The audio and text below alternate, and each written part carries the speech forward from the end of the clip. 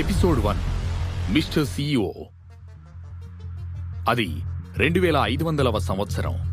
Global వార్మేషన్ మరియు ప్రకృతి వైపరీత్యాల వలన ప్లానెట్ ఎర్త్ దాదాపు 90% నీరు, కేవలం 10% భూభాగంతో మాత్రమే మిగిలి ఉంది. మారుతున్న విజ్ఞానాన్ని అందిపుచ్చుకుని మానవుడు నీటిమీద తేలియాడే నగరాలని నిర్మించుకుని తన జీవనాన్ని కొనసాగిస్తున్నాడు.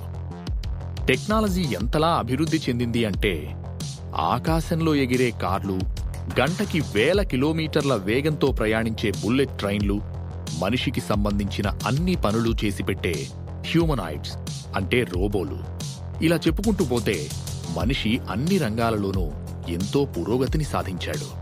కాని ఇప్పటికీ కూడా మానవ మేధస్సుకి అంతుచిక్కని రహస్యాలు ఈ విశ్వంలో ఇంకా ఎన్నో ఉన్నాయి. వాటికోసం మానవుడు నిత్యం పరిశోధనలు చేస్తూనే ఉన్నాడు.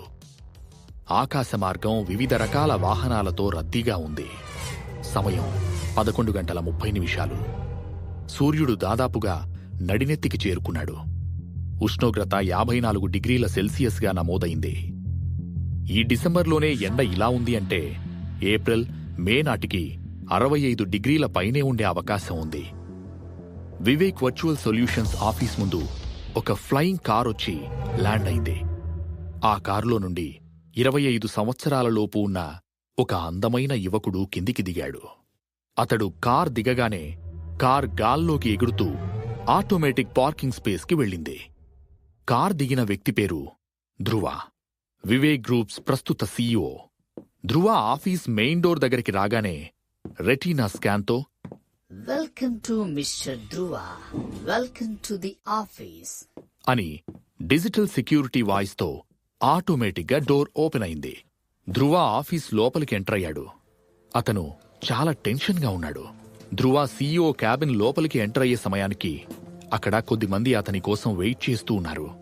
ధ్రువని చూడగానే ఒక వ్యక్తి welcome Dhruva, please be seated అంటూ ఒక చైర్ చూపించాడు. అది కంపెనీ CEO చైర్. 2 నెలల ముందు ధ్రువ నాన్నగారు బ్రెయిన్ స్ట్రోక్తో చనిపోవడం వల్ల ఇప్పుడు ఆ స్థానంలో ధ్రువ కూర్చోవాల్సొచ్చింది. కంపెనీ మీటింగ్స్లో పాల్గొనడం ధ్రువాకి ఇదే మొట్టమొదటిసారి. అందుకే ఎంత దాచాలని ప్రయత్నించినా అతనిలోని కంగారు బయటికి తెలిసిపోతోంది. ధ్రువ ముందున్న వాళ్లలో ఒక 3 కంపెనీ షేర్ హోల్డర్స్ అయితే మరొక 3 గవర్నమెంట్ అఫీషియల్స్. అందులో ఒక ఆఫీసర్, చూడండి మిస్టర్ ధ్రువ, మీ కంపెనీలో ఆల్రెడీ చనిపోయిన మనుషుల వర్చువల్ డేటాస్ని వాడుకున్నారని, గవర్నమెంట్కి వ్యతిరేకంగా వర్క్ చేస్తున్నట్టుగా మా దగ్గర ప్రూఫ్స్ ఉన్నాయి అన్నాడు. మరొక ఆఫీసర్, వీటితో పాటు మీ కంపెనీలో గవర్నమెంట్కి తెలియకుండా చాలా పెద్ద మొత్తంలో అన్ఐడెంటిఫైడ్ ట్రాన్సాక్షన్స్ జరిగాయి అని చెప్పాడు. మిగతా 3 పార్ట్నర్లు కలిసి ఆ పనులన్నీ చేశారని, ధ్రువ తండ్రి చనిపోవడానికి 2 రోజుల ముందే ఆ విషయం గురించి ధ్రువాకి చెప్పారు.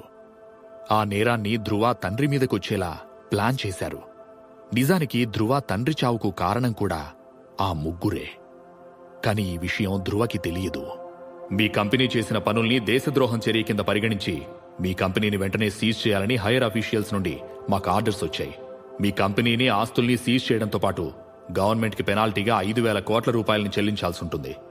ఒకవేళ 1 వీక్లోగా ఆ పెనాల్టీ చెల్లించకపోతే మీ మొత్తం కుటుంబాన్ని క్రిమినల్స్గా పరిగణించి లైఫ్ టైం జైలుకు పంపించాల్సి ఉంటుంది అన్నాడు మరో ఆఫీసర్. ఆ మాట వినగానే ధ్రువకి ఏమీ అర్థం కాక కంపెనీ యొక్క మిగతా పార్ట్నర్ల వైపు చూశాడు. వెంటనే దబాయిస్తున్నట్టుగా ఒక వ్యక్తి,